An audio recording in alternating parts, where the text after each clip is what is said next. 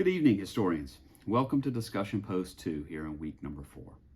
This week we'll be discussing denominational diversity, limited in scope to the United States from its founding until the present day. As a child from about the age of 7 or 8, my parents regularly took us to a local Baptist church, and later to a not-so-local Baptist church.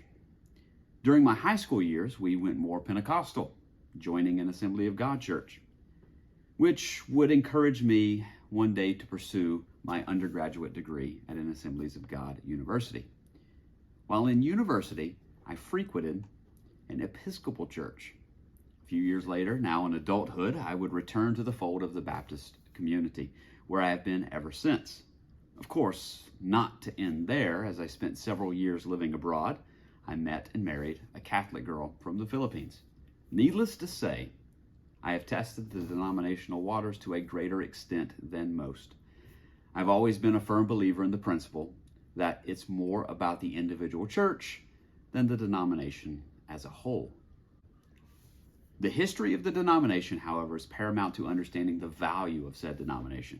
In that regard, and being that I was born and raised in Georgia, I've always been intrigued by the Methodist Church. Its founder, John Wesley, made a singular and very short visit to the American colonies at the behest of his friend and founder of the Georgian colony, James Oglethorpe. Upon his return to the motherland, John, along with his brother Charles and fellow Oxford contemporary George Whitefield, set out on a national crusade of itinerant, open-air preaching in the countryside of England. Whitefield would return to the American colonies to bring his style of itinerant preaching. The Wesleys would not, but their friendship left its indelible mark on Whitefield. The moniker Methodist derives from the method-like ritualism that was the signature tenet of the Wesley-led school group at Oxford, the Holy Club, though the Holy Club Methodist and the early American Methodists were two entirely different entities. For one, the early American Methodists were far more dynamic than simply religious adherence to a strict set of pious rules and regulations.